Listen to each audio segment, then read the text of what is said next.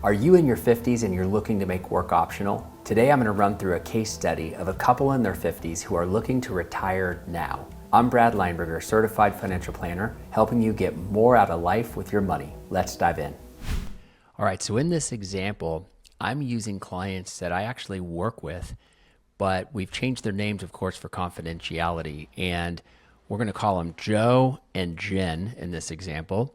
And they're both mid-50s there, right there at age 54. And up till now, their goal has been to retire at 65. And I don't know that it was necessarily their goal. It's just what they thought they had to do. Just kind of that was the norm. That's when most folks are retiring, or so they thought. And so that's what they'd been thinking they had to do until they came to see me and we started working on this. And so one of the assumptions that you have to make in your financial plan is, how long do you think you're going to live? So for Joe and Jen, we chose age 90. Some people might think that that's too long, and others, you look at the national data and people are living longer and longer. So there's a good chance that one of them might even live to their 90s. So that's why we chose that age. And as far as income goes, they are both working and they're earning about $135,000 a year combined. You can see that right there. And then their goal in retirement was to be able to retire and spend about $8,000 a month. So we've got that factored in for retirement. And then in addition to that, they love to travel. And so we factored in a travel budget. They wanted to do $10,000 a year, and we ran that all the way until their mid-80s. They just, you name it, they love to go. They just really enjoy it. But the one challenging thing that they're going to have if they want to retire before 65, because that's when you're Medicare eligible, is 65. So as we started talking about this and we started exploring, can they retire sooner, we had to factor in a healthcare expense. And what's wild about this is plan on $1,000 a month per person. And so for Joe and Jen, that was going to be about $25,000 a year if they were going to retire before 65. Now, once they turn 65, they're eligible for Medicare, and we factored in Part B, C, and D for Medicare, and we indexed all of these numbers to inflation. And as far as investments goes, they had a 401k. So this was Joe's 401k. He had about 1.5 million in there. And then he had a brokerage account. It was a taxable brokerage account. They had a trust account, and then they had a little small Roth IRA that was set up. And so that's what they had to work with. And again, when they came to see me, they were thinking they were going to work until 65. And so as far as Social Security goes, the plan for them was to take it at full retirement age, which was 67 years of age. You're eligible to take it as early as 62. Although it's significantly less, and then you can delay it all the way until 70, where it's about 72% more. So for them, they chose to be somewhere in the middle. So at 67, it was going to be about $3,000 a month, and then Jen was going to get the spousal benefit there, which is about half. And so that's what we were working with as we headed into the planning process. And so we saw that if they could execute to this plan, they were going to retire right there at 65. And that's when retirement started and their income stopped.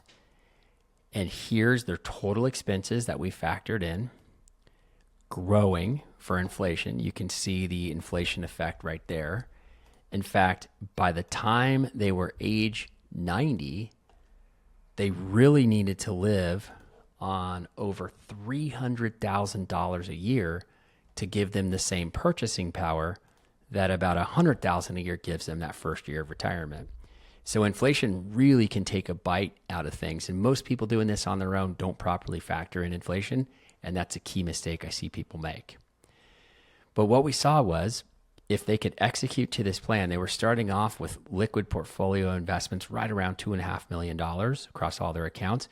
We used a very conservative growth rate here of only 5.5% during retirement. Now, we think that good investing and good planning, We think you can do better than 5.5%. Obviously, there's no guarantees in this, but we would prefer to under project on the growth rates. And if people end up doing better, then that's great. They can spend more if they want to, they can give more away. But even with these conservative growth rates, we saw if they could execute to the plan, there was a good chance that Joe and Jen were going to die with over $10 million left. And so as soon as we saw this, we asked ourselves, and then we asked them, we said, guys, couple things. First thing we need to do is stress test this, because if we know anything about markets, they never give you 5.5%. They're either up 25 or they're down 25. They're all over the place. So the first plan of attack was, let's stress test this and see what happens if markets are good, bad, and ugly. And so here's their lifetime portfolio balance. And this is what I just showed you, them dying with close to $10 million left. And as we put this thing through 1,000 randomly generated scenarios, some were really good, some were really bad. Great news, in all 1,000 scenarios, they did not run out of money. Fantastic news. And then when we look at this, you can see, and I really hope that they get this one here, the good one. That's where they ended up with almost $14 million left at age 90. And their bad scenario was having $6.5 million left. And, you know, when you think about this, and you remember back to your statistics class, you had the good old bell curve, right? That's a terrible drawing. The good old bell curve, that's no better. But anyways, you get the point. You had these outliers, the tip and the tail. Those were your extreme events, both very, very low probability events, maybe only 2.5%. And if there's a 2.5% that you have 6.5 million left, and that's your bad case, what that tells us, they're in great shape. In fact, their median case here was having 9.6 million left at age 90. So the first thing, when I see situations like this, the first thing I do is I say, well, okay, so you can definitely retire at 65. That's fantastic. Would you guys like to retire earlier? And you should have seen their eyes light up. They were like, yes. They started telling me about the trips they want to take. They want to go to Europe. They want to go to Australia. They want to go to New Zealand. They were excited. And so I figured, I knew they could retire earlier. And we started to play with this a little bit and tinker with their plan a little to solve for just how soon could they retire. So the first one we looked at was, okay, what if they retired at age 60? So we took 5 years off the plan. And clearly this has some financial implications. It would cost them over $2.1 million of lost value. And you could see that right here, this gray area right here. You can see that's that 2.1 million that's lost. But, you know, we remind people, you can't take the money with you when you go. And what's the money for? It's just a tool anyways. It's just to live the life that you want and help to bless others. But you can't take it with you when you go. And so the key is we stress tested this because we wanted to know what's the probability of not running out of money. And take a look at this, guys. 99% probability of not running out of money. And you can see the impact. The best and worst case scenarios did change a little bit. So the best case was 11.1 million left. The bad case was about 4.5 million, but still $4.5 million. If that's your bad case, that's not too bad. So again, yeah, I've been doing this a long time. When I see numbers like this, really, really high probability of success. And by the way, I do have to tell you, if the probability of success was 82 or higher, I would be high-fiving and hugging and fist bumping and saying, you got this, you're good. And people go, 82? When I was in school, that was like getting a B. I want my retirement to be an A+. And I would say, Joe and Jen here have a solid A.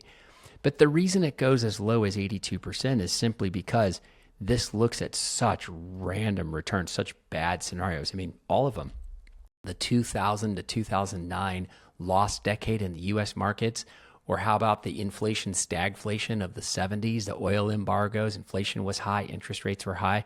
Even the Great Depression, 1929 all the way through 1941. It looks at all of these scenarios. And in all of them, they had a 99% probability of not running out of money and really, really good numbers on that worst case scenario. So then we went into solving mode again. And I said, guys, I've got some good news. I think you can retire sooner. Would you like to see that? And they said, boy, would we. Yes. So we rolled into that plan, and I said, well, you're 54 right now. You're turning 55 this fall. How would you like an early birthday present? And part of me felt bad because if it didn't work out, I would have felt bad. But I had a sense about this one. I've just seen 1,000 of these things. And sure enough, we knew that it would negatively impact the portfolio value. And there you see it. They'd have $4.5 million less dollars at the end of life by retiring nearly 10 years sooner than they were originally planning on. But as I always say, again, you cannot take it with you when you go. And the key is right here in the stress test. And look at that. 97% probability of not running out of money if they retired this fall. And that best case scenario certainly has gone down a touch. The worst case, okay, that worst case is 2.2 million. And a couple things. You should have seen the light in their eyes. They were fired up. They were literally about to give me a hug. It was really cool. And so now it just becomes a conversation around your comfort level, because it's a very a unique decision. 97% probability. If it were me and this were my retirement, I'd be very comfortable with a 97% probability. I work with some people that say, if it's not 100%, I don't want to do it. And I work with other folks that are like, I want to bounce my last check at my funeral. So they're great retiring at 82. I even have some people that are fine retiring in the 70s. And again, it's a very unique decision, very personalized decision. But Joe and Jen were very comfortable. And it doesn't mean that you're going to run out of money, that the 3% odds. It's really, I think a better way to frame it would be, with 97% probability of success, that means there is a 3% probability that we might have to make some adjustments. So what might those adjustments look like? Well, maybe we're going to have to spend a little bit less in our later years, just a little bit. Maybe we're not able to take quite the travel expenses, the trips that we wanted to. And so, but again, very, very low odds. And Joe and Jen talked about it. They slept on it. They prayed about it. And they came back to me later that week and they said, Brad, we want to do this. They were so excited. And they're like, what do we do? So a couple key things for them. I said, you do want to wait until you're 55, because at 55, if you retire from your last job at 55 or later, you can take money out of your last 401k without paying the 10% penalty. So for example, had they retired before 55 and taken money out of the 401k, they'd get hit with the 10% penalty. Had they retired before 55 and rolled that 401k to an IRA, they'd get hit with that 10% penalty, which is just a terrible waste of money. Many financial planners will not tell people this. Why? Because they're incentivized to have people roll over to the IRA and start charging them fees. The better advice, the fiduciary advice, the right thing to do, keep the 401k right where it is, retire at 55 or later. Technically, it's the year that you turn 55. I just am super cautious and say, just wait till your birthday. But technically, the rule of the land is the year that you turn 55. But the bottom line is 55, and then they can start tapping into that 401k, and they don't have to pay a penalty on it. So I thought that was a really good strategy, and they agreed. So the other thing that we think about around here is, how do we make good situations? How do we go from good to great? And I'm going to show you how Joe and Jen went from good to great right now. But first, I got to show you the good, the bad, and the ugly in order for you to understand how they went from good to great. So this is that base plan. And you know what? Let me actually pull up the plan where they did decide they wanted to retire. So the bottom line, you can see right here in their base plan that we got good news and bad news. And good news, they're going to have a whole bunch of money left at the end of life. And that's great news. But the bad news here, and maybe the ugly news too, total projected tax bill of over $1.8 million. I mean, that's ugly. That's a lot of money, 1.8 million bucks. So you can see what causes it is those required minimum distributions that are set to kick on at 75 are going to result in a ton of money having to go towards taxes. So they're basically paying a lot of money to Uncle Sam. And what you see here, this white space, those are the years when they're in retirement, when they have a very, very low tax bill. We call those the gap years. And those are wonderful opportunities to do Roth conversions when you're in the lower tax brackets. In fact, you can see here that towards the end of their life, they're getting up into much higher brackets because of those required minimum distributions. So what we did, we put together a strategy that showed, what if we do Roth conversions during those gap years? And you can see the red here. The red is the extra taxes that they're going to pay while they're doing those conversions, because every time you do a conversion, you're taking money out of your IRA. And so at some point, as soon as they turn 59 and a half, most likely they're going to roll that 401k over to an IRA. And the reason you'd consider doing that, more control, better investment options, lower cost investments outside of that 401k plan, more flexibility. You can do Roth conversions. You can have better control of your distributions. For all those reasons, typically we recommend rolling to an IRA, but again, after they turn 59 and a half to avoid that penalty. And so that's why you can see that the Roth conversions were slightly delayed in their plan. But by paying the extra taxes up front when they were in the lower tax brackets, look at all the money it's saved in taxes down the road because the required minimum distributions were much smaller. They had successfully shifted money out of the pre-tax 401k or IRA and shifted it over to the tax-free Roth IRA, and they did it strategically during years when their tax brackets were lower. And the bottom line of this move, it saved them almost $334,000 in taxes and added over $500,000 to their portfolio balance because there's less tax drag. There's less money coming out of having to go to pay the taxes. So this is almost a $900,000 pickup in improvement in terms of tax savings plus portfolio increase. Huge.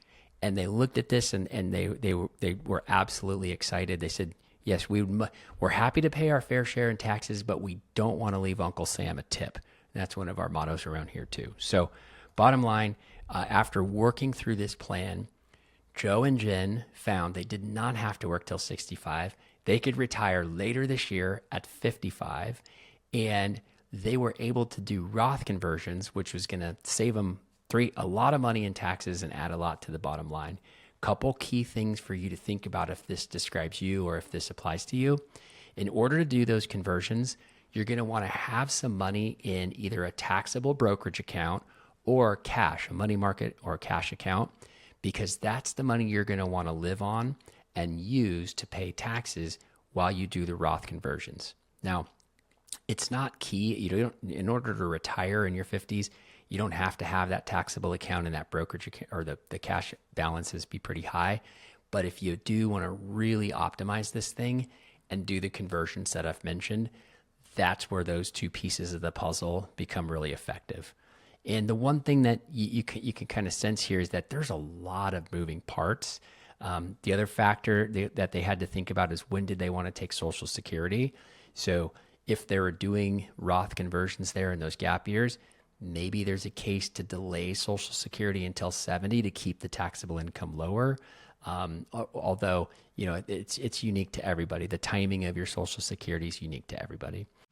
With all the complexities here and all the moving parts, you can see that it can get fairly complex fairly quickly. If you have questions, if you just need help, please feel free to reach out. We're happy to help. Would love to connect with you. Send an email to team@seasidewealth.com or go to the website, seasidewealth.com. Make sure to like and subscribe the channel, share with anyone you know. Word of mouth is really helping the channel grow. And take a look at this next one here. I think you'll like it.